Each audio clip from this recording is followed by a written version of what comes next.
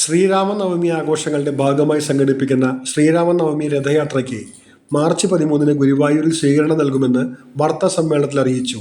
ഹിന്ദു സമ്മേളനവും ഇതോടൊപ്പം നടക്കും.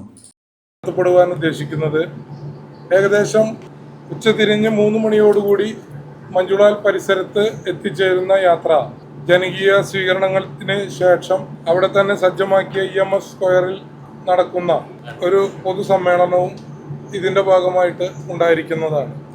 ജനുവരി 31-ന് കാശ്മീരിൽ നിന്നും ആരംഭിച്ച രഥയാത്രയ്ക്കാണ് സ്വീകരണം ഒരുക്കിയിട്ടുള്ളത്. വെള്ളിയാഴ്ച വൈകിട്ട് 4-ന് മഞ്ജുളാൽ പരിസരത്താണ് സ്വീകരണം. ചെങ്കോട്ടുകോണം ശ്രീരാമദാസാശ്രമം അധ്യക്ഷൻ ശക്തി സാന്താനന്ദ മഹർഷി, ദണ്ഡിസ്വാമി, സാധു കൃഷ്ണാനന്ദ സരസ്വതി, ഹിന്ദു ഐക്യവേദി സംസ്ഥാന ജനറൽ സെക്രട്ടറി KP ഹരിദാസ് എന്നിവർ ചടങ്ങിൽ പങ്കെടുക്കും. ഈ യാത്ര ശ്രീരാമനവമിയോടനുബന്ധിച്ച് തിരുവനന്തപുരത്ത് അവസാനിക്കുകയാണ്.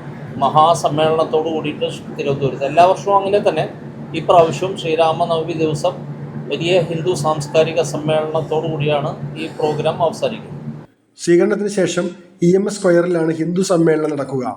General convener KK Sumesh Kumar, കോർഡിനേറ്റർമാരായ ശ്രീകുമാർ എഴുവപ്പാടി, ബാബുരാജ് കേച്ചേരി, ട്രഷറർ KG രാധാകൃഷ്ണൻ എന്നിവർ വാർത്താ സമ്മേളനത്തിൽ പങ്കെടുത്തു.